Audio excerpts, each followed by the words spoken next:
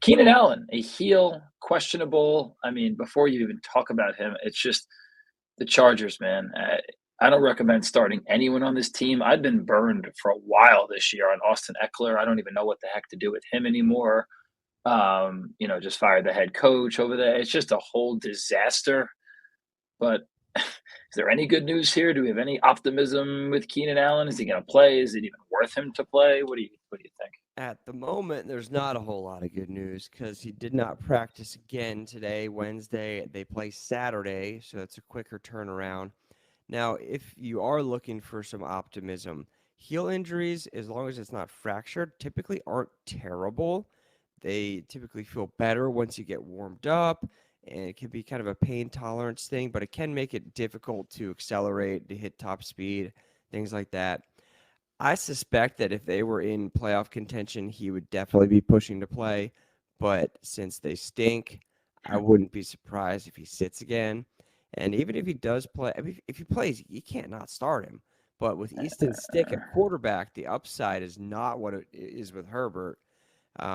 So another one that's a really tricky situation because of his name and because of what he's done this year, you feel like you have to start him if he plays. But this situation is just not great for him. And honestly, I don't know if he will play because of like what we talked about before, the quick turnaround to Saturday, and they're playing for nothing.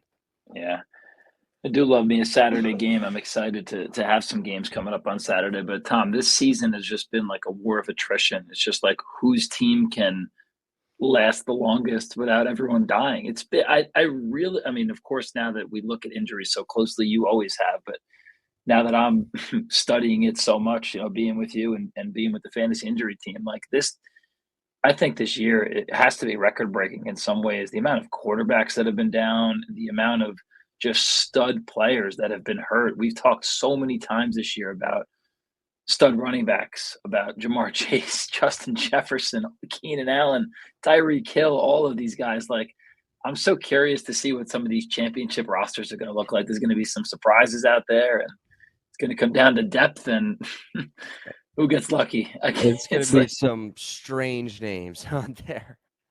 I'll never forget, and I hope my friend CJ is listening. It had to be 8 years ago at this point.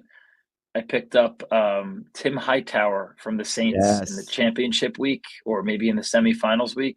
Picked them up off waivers because I don't know if it was Kamara or Ingram, if it was even before their time.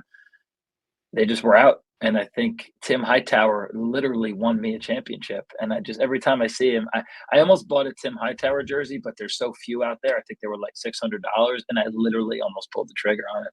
But that's like the types of names we're going to see. Like, imagine JT doesn't play or something, and Zach Moss is hurt, and it's just Trace Sermon bringing people to championships. Yeah, Like, it's just, absolutely.